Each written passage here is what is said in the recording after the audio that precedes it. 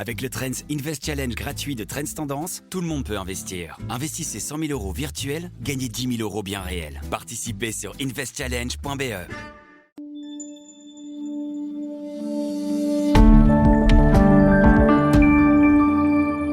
Bonjour à tous, bienvenue dans ce Trends Talk. Nous allons parler de Bruxelles aujourd'hui, mais pas seulement de Bruxelles. On rencontre quelqu'un qui a joué un rôle important dans les négociations bruxelloises, mais qui a tourné la page aussi. David Lester, bonjour. Bonjour Olivier Mouton. Alors, vous êtes aujourd'hui bourgmestre de Watermal-Boisfort, toujours, mais par ailleurs, vous avez fait un peu un choix différent de la politique. Vous êtes, on va en parler, senior consultant chez Growth Inc., qui est une agence de communication stratégique. Vous allez nous raconter tout ça.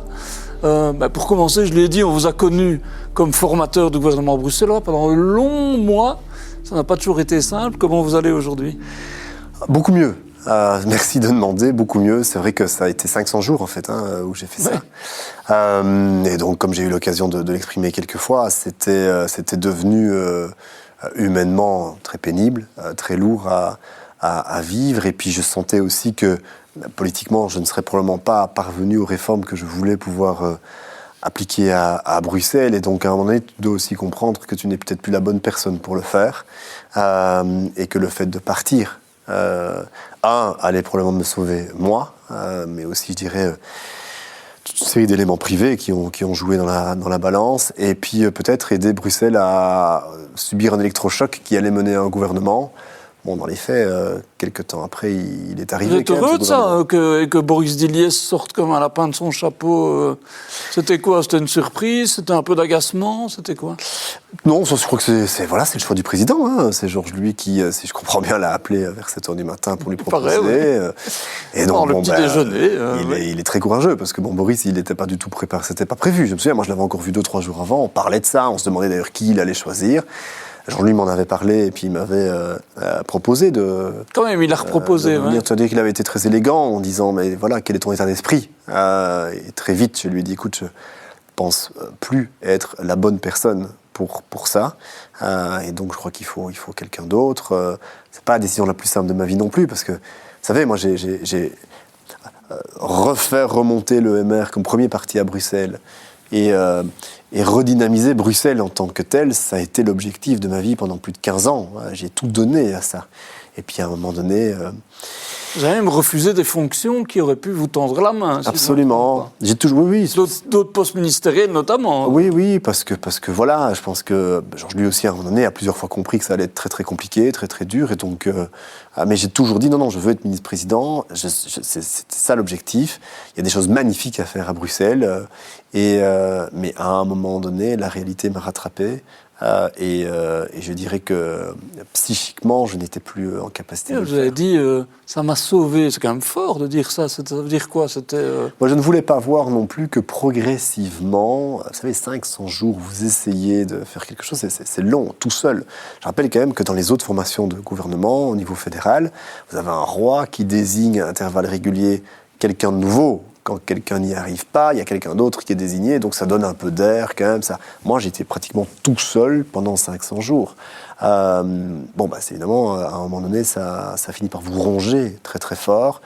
Vous êtes envahi par l'angoisse, par l'inquiétude, par le stress aussi, la nervosité. Le manque de confiance en soi progressivement, probablement, que vous commencez à vous poser des questions sur vos capacités personnelles. Mais c'est vrai. Ce qui n'est pas le cas, mais je veux dire, parce que j'y arrive pas, quoi. Peut-être que je suis pas la bonne personne, même si plusieurs fois par le passé, durant les 500 jours, j'avais fait des pas de côté pour laisser d'autres tenter le coup. C'était resté aussi compliqué. Donc, quelque part, ça m'a rassuré un peu. J'ai dit, que c'est pas que moi. Mais il y a un moment donné, un élément qui a aussi bouleversé ma vie, c'est que entre-temps, dans ces 500 jours-là, je suis devenu papa aussi. Et je voyais que quand je rentrais à la maison, j'ai ramené pendant des jours et des jours et des semaines des doses de stress, d'angoisse qui étaient en fait facilement transmissibles en fait, à votre enfant, qui est très très jeune, parce qu'il y a quelques semaines, quelques mois. Et ça, je voulais plus continuer à faire. C'est ça qui fait qu'on se dit à un moment, ça non plus. Ça quoi. Non, parce que là, j'ai vu à quel point en fait je ramenais ce stress et cette nervosité à la maison, qui était en fait chaque jour de plus en plus important, puisqu'on n'aboutissait pas et on ne voyait plus de solution. Et à un moment donné, j'ai dit ça. ça je ne veux pas faire, ça je ne vais pas transmettre ça à ma fille. Et puis après ma démission, ma maman est décédée, et là j'ai réalisé qu'en fait j'avais été fort absent pendant les moments où probablement qu'elle n'allait déjà pas bien, mais je ne voulais pas le voir, ou je ne le voyais pas.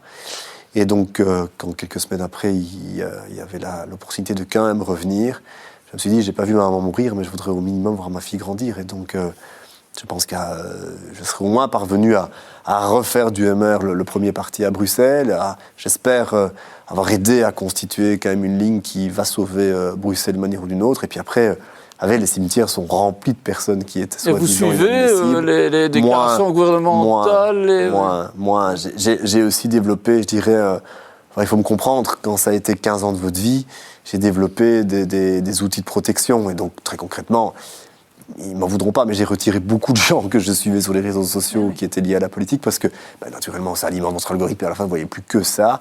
Et ça faisait quand même un peu mal au cœur par moment. Et je suis un peu moins la presse belge et ou bruxelloise. Je pense que ça reviendra à un moment donné, mais là, pour le moment... Vous avez dit la politique est brutale, ça veut dire quoi ? Enfin, on le sait, qu'il y a une dose de testostérone et de brutalité dans la politique, mais vous l'avez éprouvé dans votre chair ? Oui, et j'ai surtout senti qu'arriver à un niveau de pouvoir ou à un niveau, je dirais, de responsabilité en politique, vous devez être en capacité, puisque c'est un rapport de force, c'est une dynamique de compromis qui n'est pas toujours facile à obtenir, vous devez être en capacité de montrer les crocs, montrer les dents et développer une certaine... Oui, violence c'est peut-être un mot un peu fort, même si dans les faits c'est parfois le cas. Et en fait, je pense que naturellement je ne suis pas comme ça. Et je me suis aussi dit, à un moment donné, en fait, j'ai pas envie de le devenir. J'ai pas envie de devenir comme ça. Alors s'il faut être agressif ou dur, je sais que je peux l'être, mais en fait ça me va loin, ça me touche et j'ai pas envie d'être comme ça. Et donc je pense qu'il y a d'autres personnes qui font ça probablement bien mieux que moi. Alors vous étiez aussi, vous êtes toujours proche de Georges-Louis Boucher, le président de votre parti, ça a laissé des traces ou bien c'est... Non, mais c'est sûr que ça polluait un peu nos échanges, puisque naturellement, quand vous êtes dans une situation aussi inextricable, on cherchait des solutions, parfois il en proposait, parfois moi j'en proposais, on n'était pas toujours d'accord. Donc et que lui sans doute était en attente de trouver quelque chose. Vous le connaissez, donc, mais bon, même il a été moteur de toute une série d'initiatives plusieurs fois, et donc voilà, c'est vrai que progressivement, nous on se connaît depuis plus de 20 ans, on a été plus longtemps amis hors, je dirais, collègues politiques que collègues politiques. Et donc là, maintenant, on est revenu plus dans une phase amicale et en fait, c'est plus chouette comme ça. Est-ce que vous dites que la politique, plus jamais, ou bien, vous allez me dire, on dit jamais, jamais. Il faut jamais dire jamais. C'est-à-dire que peut-être qu'un jour, il y aura une opportunité, on ne sait jamais dire. Mais pour le moment, vous avez switché, quoi. Il y a deux choses. Mais mes amis proches, et puis il y a beaucoup de personnes qui sont devenues collaborateurs aussi, parce qu'il y avait quand même toute une équipe autour de moi, me demandent de ne plus dire ça. Donc de ne plus dire que je ne reviendrai pas, et donc je ne le dis plus. Par respect pour eux, parce que j'ai beaucoup d'affection pour eux. Ce qui est certain, c'est que là, ici, j'ai trouvé aussi... j'ai dû ouvrir un nouvel élan, aussi intellectuel, aussi professionnel, qui... m'a redonné l'envie de me relever très très tôt le matin parce que j'aime ça pour travailler et que, vous savez, quand vous faites quelque chose dans la vie professionnelle qui vous motive, qui vous drive, comme on dit, vous avez quand même déjà réussi une bonne partie de votre vie quelque part. Il reste beaucoup à faire, mais vos journées sont agréables. Là, elles ne l'étaient plus. Elle n'était plus du tout. C'était devenu une torture jour après jour. Parce que, vous devez imaginer, vous essayez... on a presque déjà oublié, mais t'essayes une initiative pour quand même faire un gouvernement, ça ne marche pas. Une deuxième, ça ne marche pas. Et donc moi, j'ai marché dans un long tunnel comme ça, tout noir, pendant plus de 500 jours. Chaque fois qu'une lumière s'allumait, quelqu'un courait pour aller éteindre. Et donc, vous savez... Et tous les jours, vous aviez des journalistes qui vous demandaient, ou les soutiens qui vous demandaient, c'est quoi maintenant que vous allez faire ? Et j'avais envie de hurler en disant, mais je ne sais plus, en fait, moi je ne sais plus, après 500 jours, ou moi-même j'ai essayé parfois plusieurs fois certaines initiatives, mais d'autres collègues, puisque par moment, un peu tout le monde a eu le bâton pour essayer quand même de le faire. Il y a eu Yvan, Christophe de Beukelaar, Luc Van den Brandt, même Ahmed Laouech de son côté a essayé aussi. Donc tout le monde a essayé un peu, et puis ça ne marchait pas. Je ne sais plus. Mais c'est terrible de dire en politique, le dimanche soir, quand vous recevez des SMS de journalistes qui veulent terminer, et à juste titre, l'édition du lendemain, je ne sais pas ce que je vais pouvoir encore imaginer pour arriver à l'époque, c'était ça la difficulté, à uniquement avoir des gens autour d'une table qui forment une majorité parlementaire. Rien que ça, souvenez-vous, c'était devenu presque impossible. Et puis il y a eu un miracle à un moment donné, où, et ça c'est vrai que je ne comprendrai jamais, si ce n'est peut-être que de par mon départ, ça a créé un électrochoc, je veux espérer au minimum avoir porté ça, où finalement les gens se sont dit, bon allez, ok, on va quand même essayer, et voilà, dans un conclave ultrasonique, ça a abouti. Vous dites aujourd'hui que vous êtes un entrepreneur. C'est comme ça que vous dites. Alors vous l'aviez déjà été, parce que on avait parlé une fois des activités dans l'Oreca. Mais aujourd'hui, ça veut dire quoi? Vous êtes lancé, alors on va parler de votre activité chez Growth Inc. Oui. Mais c'est ça que vous avez envie? C'est ça qui vous fait lever tôt le matin aujourd'hui? Oui, ben j'ai beaucoup de chance parce que je dirais qu'assez rapidement, au lendemain de ma démission, je me suis dit, moi je ne veux pas être dépendant uniquement de la politique, parce que je suis quand même toujours bourgmestre. Oui, tout à fait. J'ai besoin d'élargir mon horizon intellectuel et de retrouver des nouveaux challenges. Parce que je suis quelqu'un qui a besoin de ce genre de challenge. Et assez rapidement, j'ai eu la chance de rencontrer alors plusieurs partenaires, et puis Peter de Keyser de la société Growth Inc., qui est une société de consultance, en effet, en communication, en marketing, en stratégie, on l'avait reçu d'ailleurs ici parce qu'il a écrit un livre avec Rudy Arnott sur la réforme et l'avenir de la Belgique. Donc, et par ailleurs, il est chroniqueur pour le magazine Trends. Donc, on le connaît bien, et effectivement une belle machine intellectuelle. Oui. Et derrière ça, ça m'a aussi, si vous voulez, donné l'occasion de me ressentir utile. Parce que concrètement, que faisons-nous chez Growth Inc? On accompagne les entreprises à la fois dans le développement de leur image réputationnelle, mais aussi dans leur développement tout court. Je vous donne un exemple assez simple. Vous êtes une entreprise qui veut se développer davantage en Belgique, mais vous venez par exemple, donc, mais vous venez d'Inde, vous venez des États-Unis, ou même d'Europe. Reconnaissons que ça n'est pas toujours simple de comprendre exactement comment tout fonctionne en Belgique, par où il faut passer, comment ça fonctionne. Et en parallèle, quelle est l'image que vous devez pouvoir renvoyer aux consommateurs belges ou autres. Mais vous êtes une entreprise belge qui veut se développer en Angleterre, par exemple, ou qui veut se développer en Inde ou autre. C'est pas non plus aussi évident que ça de pouvoir, en parallèle, de développer son produit et de développer toute la gestion humaine de sa boîte, savoir exactement quels sont les arcanes qu'il faut parfaitement maîtriser dans tel ou tel pays, quelle est la com qu'il faut pouvoir développer, quelle est la stratégie marketing, la stratégie réputationnelle qu'il faut pouvoir développer. Ça, on le fait. Et là, en aidant en fait beaucoup d'entreprises, que Growth Inc. fonctionne vraiment bien, chaque mois, c'est de plus en plus de clients qui viennent. Vous accompagnez concrètement des entreprises. Concrètement, on accompagne. Là, tu sens que tu as non seulement une utilité hyper concrète auprès des entreprises, que du coup tu les permets à nouveau se développer davantage, donc de créer plus d'emplois, donc d'offrir plus de bonheur. C'est exactement ça que j'avais envie de faire quand je faisais de la politique. Et sans rapport de force, sans Alors doute, c'est ça, beaucoup moins. Forcément, il faut intégrer des choses, mais... Il y a une bienveillance, il y a une volonté de bien faire, il y a une volonté de... voilà. Vous savez, quand une entreprise qui vous dit, ben voilà, nous, ici, on a décidé de développer tel budget pour pouvoir aller se développer davantage dans tel marché. Aidez-nous à le faire. Si on parvient à développer cette mission-là, ça veut dire X emplois en plus qui sont créés, ça veut dire une entreprise qui est davantage florissante. C'est extrêmement gratifiant d'aller se coucher le soir en se disant « Ouais, on a quand même vachement aidé la société comme ça ». Et c'est quelque part quelque chose qui m'a toujours un peu motivé, c'est être utile à la société. Alors en politique, je vais espérer que je suis toujours aussi un peu comme bourgmestre et que j'ai pu l'être ces dernières années comme chef de file du MR ou président de CPS ou autre. Mais je vois bien ici que dans la société, via Growth Inc. entre autres, je le sens au jour le jour, je me sens utile, et ça n'a pas de prix. Alors il y a aussi la volonté de développer Growth Inc. qui est, je pense, un peu plus connu en Flandre que du côté francophone. Ça aussi, c'est un défi, je présume. Growth Inc., c'est une boîte qui est en effet très très connue en Flandre, vraiment très bien implantée, et peut-être un peu moins dans l'espace francophone. Et donc c'est vrai que c'est un beau challenge à développer ici, c'est de se faire davantage connaître par toute une série de belles boîtes en fait, bruxelloises, wallonnes, qui ont aussi besoin d'un accompagnement en la matière avec des personnalités fortes, parce que Growth Inc. c'est pas que moi, c'est pas que Peter de Keyser, c'est aussi derrière une armée d'autres senior advisors et puis de chouettes consultants. Vraiment, il y a une belle intelligence dans la boîte, et donc c'est sûr que je pense avoir un petit réseau qui peut-être pourrait aider la boîte davantage à se développer. Ça, c'est très gai. Certainement, oui. Et avec aussi sans doute la place de Bruxelles qui reste importante. Bien sûr. Avec l'Europe, l'OTAN, enfin, j'imagine tout ça joue aussi. Il y a une continuité quelque part aussi. Et ça montre à quel point notre pays et notre région, Bruxelles, est en fait un magnifique produit, en réalité, pour attirer des investissements, attirer d'autres entreprises.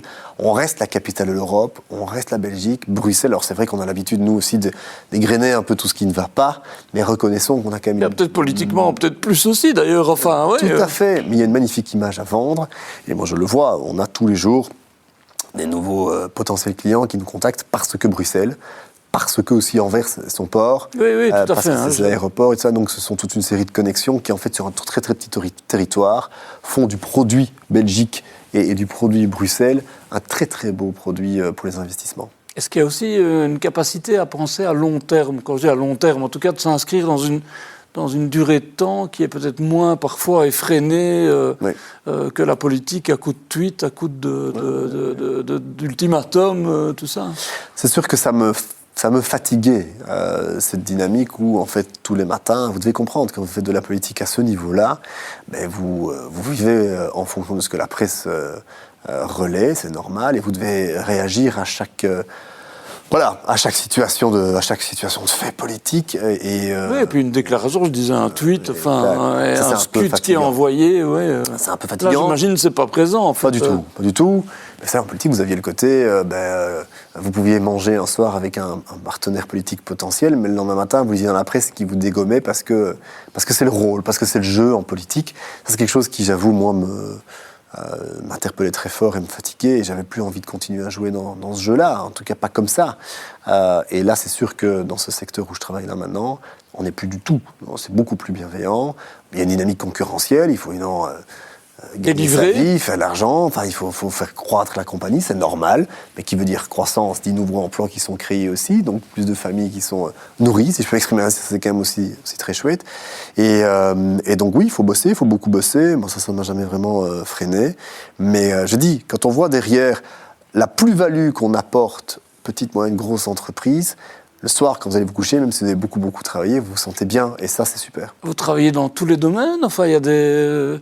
Je parle d'entreprises, secteurs, ou bien il y a vous vous les répartissez. Comment ça fonctionne en fait? Ça veut dire que vous suivez pas mal de domaines économiques aujourd'hui? Oui, c'est pratiquement tous les domaines. Alors, il y a quelques secteurs qui sont bannis, mais vous comprendrez facilement lesquels. Mais c'est pratiquement tous les domaines.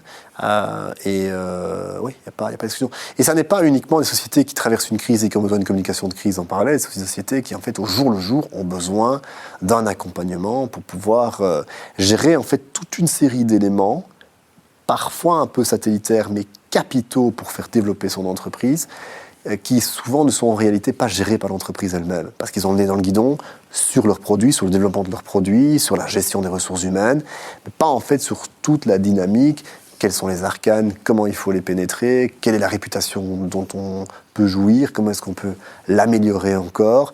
Tout ça, en réalité, ça paraît très subjectif, mais c'est capital. Oui, parce que c'est vrai qu'il y a des agences qui fonctionnent bien aussi de communication de crise ou d'accompagnement des CEO dans leur personnel branding, etc. Ouais. Vous, c'est plus que ça, en fait. C'est plus large.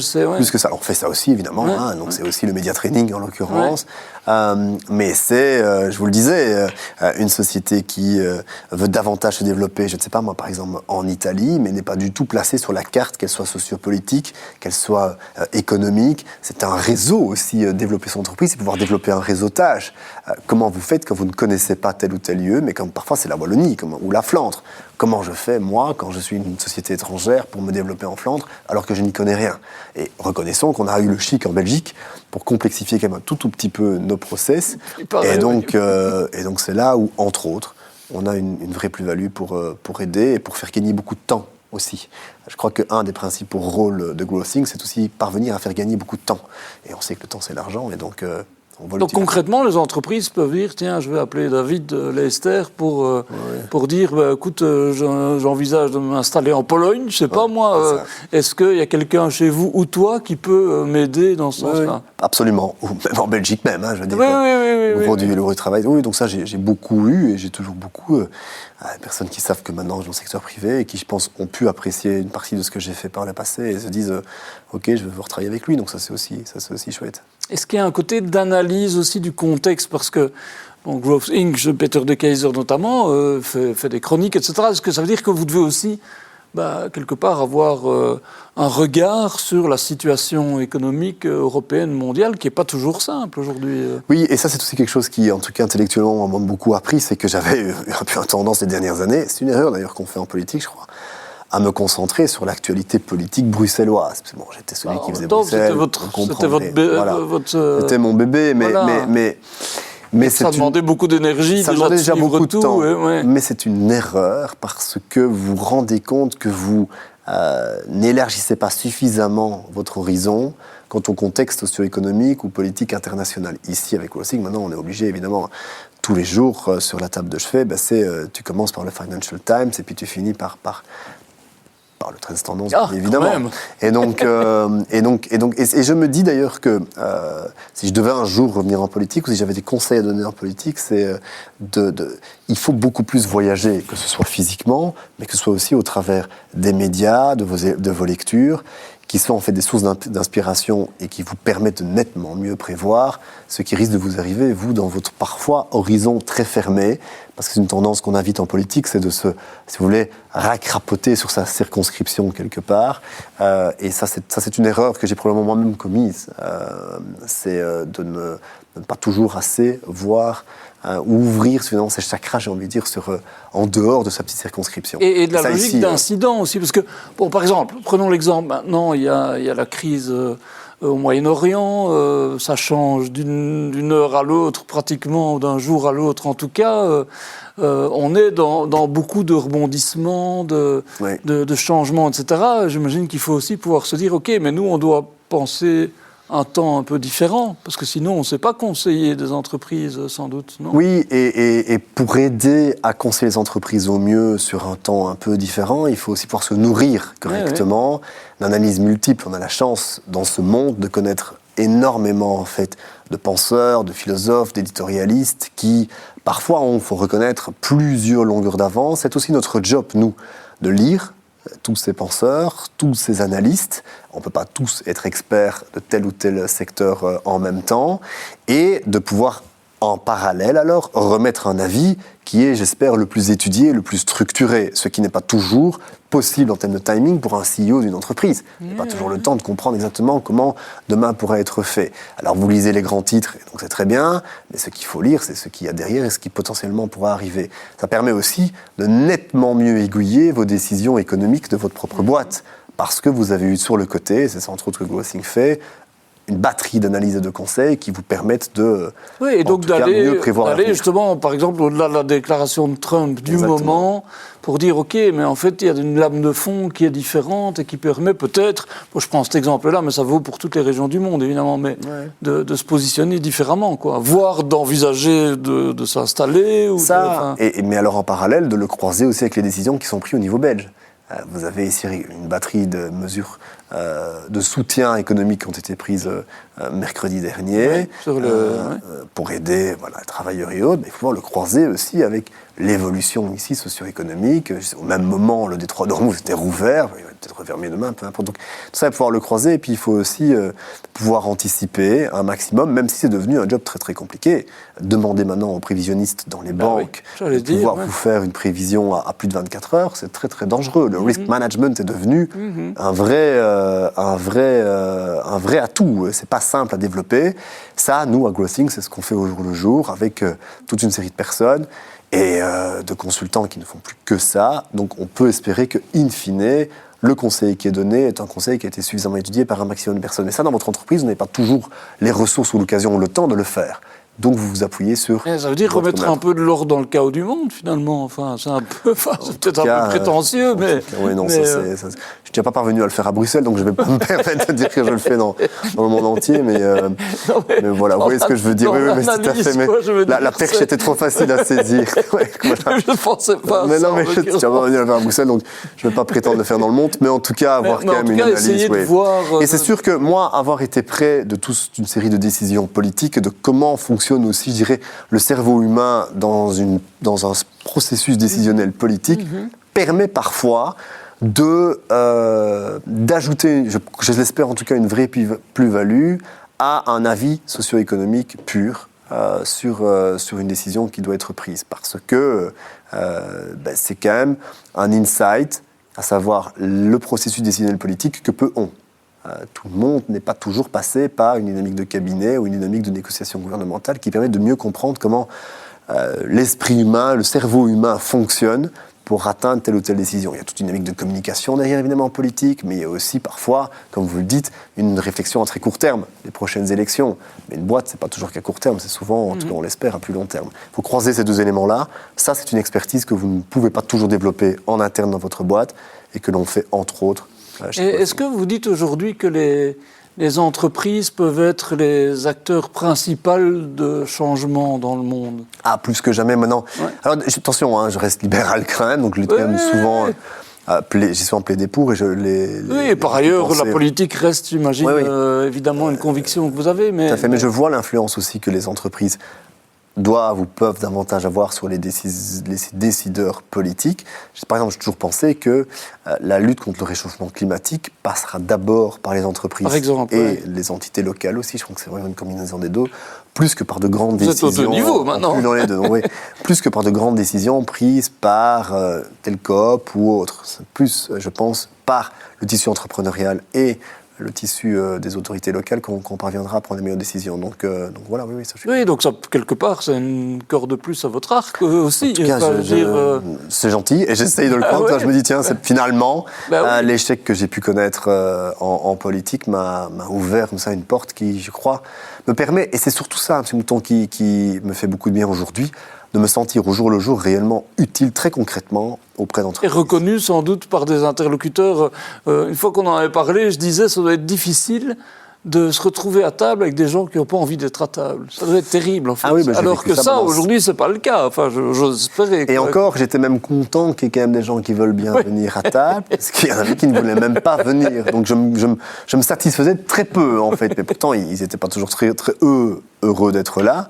Mais au minimum, ils étaient là. Donc j'avais au minimum une table avec des gens, mais ça suffisait jamais. Donc voilà. Vous avez dit que vous êtes devenu papa. Ouais. Est-ce qu'aujourd'hui, j'imagine que c'est un bonheur évidemment, est-ce que c'est aussi quelque chose qui a changé votre perception? Vous avez dit quelque part ça a amené un choix que vous avez fait. Est-ce que c'est maintenant, aujourd'hui, sans doute quelque chose de vital de dire moi, mon action, je le fais en pensant à l'avenir que je vais laisser à mes enfants. C'est important? Ah oui, mais ça a tout bouleversé, je dirais, sur 3 plans. La première, d'abord, c'est que c'est la plus jolie et la plus souriante des petites filles. Donc ça, j'ai beaucoup de chance. Voilà. Désolé pour tous les autres papas, mais c'est moi qui l'ai. Très bien, on est très heureux pour vous.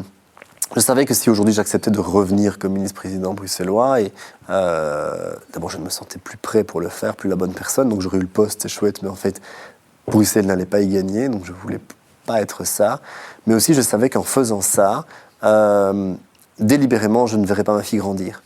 Et ça n'est pas aussi quelque chose que je veux être. Je ne veux pas être ce genre de papa-là, ce genre de personne-là, et donc évidemment que ça a beaucoup présidé à ma décision. Et puis, 3e élément, je crois que tous les papas vous diront ça, et les mamans aussi, c'est sûr que vous voyez le monde tellement différemment, et que... Ça relativise un certain nombre de choses, certainement. Ça relativise beaucoup, mais vous dites aussi que j'ai probablement une personnalité pas assez agressive, trop douce, et peut-être... Ce sont des qualités. Parfois un peu trop gentille, mais ce sont des défauts dont je m'accommode. Pour moi, c'est de qualité. Mais... C'est gentil. Et si je peux, au travers de mon action, quelle qu'elle soit, aider à ce que le monde soit un peu plus comme ça que ce que j'ai pu connaître pendant les 500 jours, alors je trouve que ma fille sera dans un monde un peu meilleur. Et donc, oui, ça change une vie. Eh bien, David Leyster, merci beaucoup pour cette belle conclusion aussi. Merci, Mouton. Par ailleurs, et puis, on continuera à parler du monde des entreprises, Avec joie. des bonnes idées, des réflexions. On restera en contact avec grand plaisir. À votre disposition. Merci à tous d'avoir suivi ce Trendstalk, qui était à la fois humainement touchant et en même temps une réflexion intéressante sur le monde, les économies. Et puis voilà, il y a un gouvernement à Bruxelles, mais il y a un homme heureux qui fait autre chose. Et c'est très bien comme ça. Merci à tous. À la semaine prochaine. C'est tout pour aujourd'hui. Vous vous intéressez aussi à l'actualité boursière et au conseil des investisseurs. Alors retrouvez-nous également sur le canal Trends Bourse. À très bientôt, ici sur Trends Tendance et sur Trends Bourse.